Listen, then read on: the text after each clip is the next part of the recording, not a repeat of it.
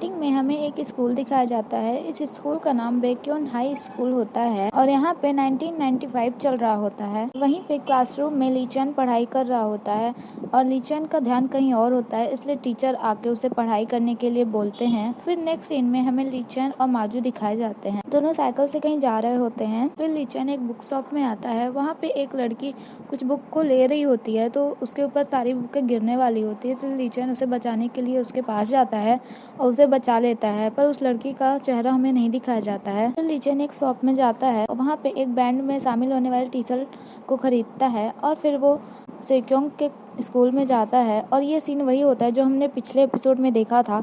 सेक्योंग के पास जाता है, सेक्योंग को वही टी शर्ट पहने हुए देखकर वो अपनी शर्ट उतारता है और बताता है कि क्या तुम भी बैंड में शामिल होने जा रही हो? देखो, मैंने भी यही टी शर्ट पहनी हुई है।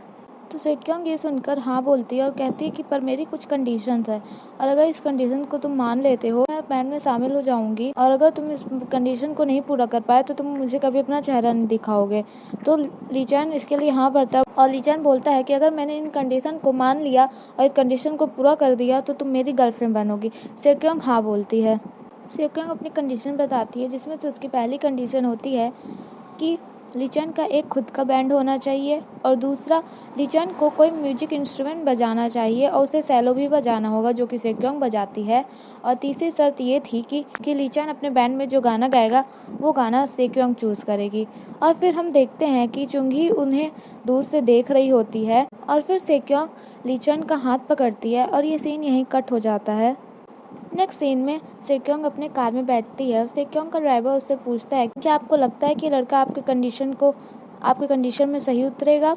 तो सेक्योंग कहती है कि नहीं, मुझे नहीं लगता, क्योंकि मैंने इसका हाथ पकड़ा और मुझे उससे ये पता चला कि इसने कभी भी कोई भी म्यूजिक इंस्ट्रूमेंट नहीं बजाया। इस सीन में लीचन माजू के पास जाता है और उसे सेक्योंग की कंडीशंस के बारे में बताता है और उसे कहता है कि हमें एक बैंड चालू करना पड़ेगा, इसलिए स्कूल में जो बैंड है तो उसमें जो लड़के हैं वो मेरे बैंड में आएंगे, मैं उनसे बात कर लूँगा। और वो अपने बैंड का नाम भी सोच लेता है। उस बैंड का नाम होता है first love memory manipulator. Next scene में लीचन और माजू उन बैंड वाले लड़कों के पास आते हैं। वहाँ पे 3 लड़के होते हैं और उनके नाम सेबियोम, सीगुक एंड कांगह्यून होता है और वो तीनों लीचन से कहते हैं कि चलो हम कुछ प्रैक्टिस करते हैं। फिर लीचन गिटार उठाता है और जब वो बजाता है तो उन सभी को पता चलता है कि इसे तो कुछ नहीं आता और वो ये देख के हुए गुस्सा हो जाते हैं और लीचन से झगड़ा करने लगते हैं कि जब तुम्हें कुछ आता ही नहीं है तो तुम हमारा टाइम वेस्ट करने के लिए हमें यहाँ पे क्यों लेके आए हो, क्योंकि हमारे पास बिल्कुल भी समय नहीं है। तो वो कहता है कि डोंट वरी, मैं किसी गिटारिस्ट को ढूंढ लूँगा। तो वो कहते हैं कि ऐसा तो है नहीं कि तुम 1 महीने के अंदर अंदर यहाँ के सबसे फेमस डोंगजिन को ढूंढ लोगे। तो पूछता है डोंगजिन कौन है? तो वो बताते हैं कि डोंगजिन बहुत ही अच्छा गिटार प्ले करता है। फिर सीन कट होता है और नेक्स्ट सीन में हमें लीचन बालसन के पास दिखाया जाता है। लीचन बालसन से डोंगजिन के बारे में पूछ रहा होता है। बालसन बताता है कि डोंगजिन मेरे ही साथ पढ़ाई करता था और वो अभी कहाँ है मुझे नहीं पता। तो वो बोलते हैं कि आपके पास उसका नंबर होगा, आप उसके क्लासमेट थे तो आप उससे बात करो।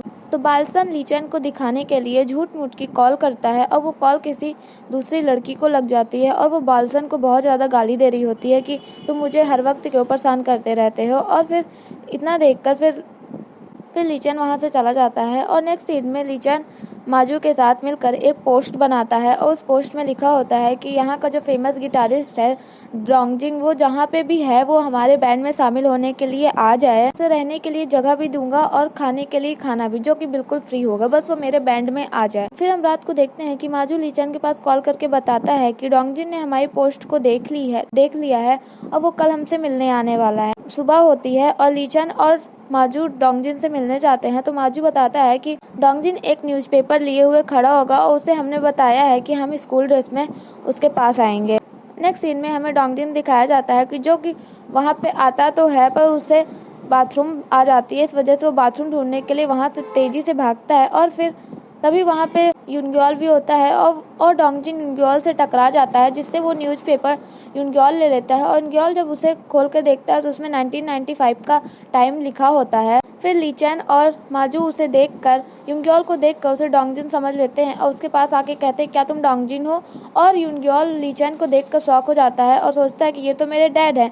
फिर कहता है कि आपने मुझसे झूठ क्यों बोला था, आप कभी भी बोल नहीं सकते हैं और आप अपने दादी के साथ यहाँ पे रहते हैं ना, जो कि एक गेस्ट हाउस चलाती हैं। ये सब सुन के लीचन बोलता है हाँ, और मेरे पास मुंह है तो मैं बोल क्यों नहीं सकता हूँ। और फिर यूनग्योल बोलता है कि मॉम कहाँ है? और फिर वो माजू को देखता है और फिर माजू को देख के उसे याद आता है कि एक बार ब्योक्योंग ने उसे बताया था कि माजू वही था जिसने डोंगजिन को फेमस होने में उसकी हेल्प की थी।